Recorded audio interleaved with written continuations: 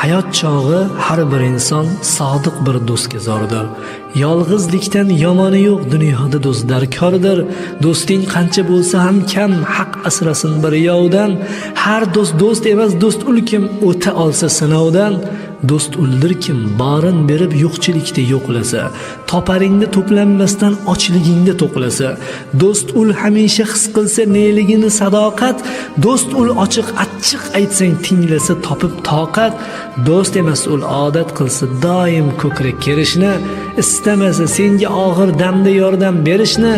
Do'st emas ul holsiz qilib ko'zlaringni yoshlasa, haq yo'lida do'st erur kim haq yo'liga boshlasa. Agar haqni tanitsalar ota-onang chin do'sting, alar sabab dunyo ko'rding, ulg'ayding, unib o'sding, alar senga xohlamaslar hech bir yomon qiliqni, Alloh o'zi buyurmishdir alarga yaxshilikni. Ayoling do'st gar vafodor qilich bo'lsang u qining, Alloh uchun do'st bo'lsa kim uldir chindan yaqining. Haq tanisa farzanding do'st nurga to'lar hayoting, oxirating obod, ortda qolsa pok zurriyoting.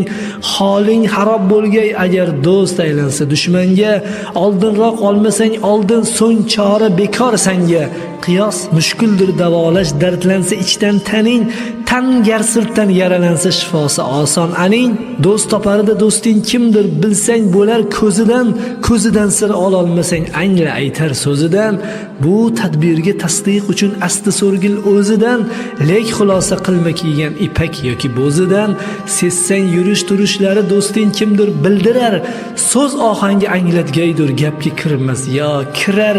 Do'sting qanday insonligin dilida neki borin, aytar xatti harakati, aytar aftu angori. Bul hayotda topa olsang bir haqiqiy sodiq do'st, ayt yashadim shul hayotda bearmon bekamu ko'st.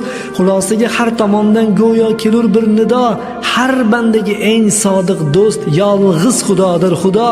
Haqni bilgan bandalarning barchasiga bu ayon, ul sodiqqa sodiqliging har lahza qil namoyon. Do'st ta'rifi tugab bitmas beadad bul fikrlar, bejiz avval haq do'st debon qilishmagan zikrlar. Barcha o'tgan ulug' zotlar to'xtalmishlar bir so'zga, topmadik xo'p dunyo kezib biron do'st haqdan o'zga.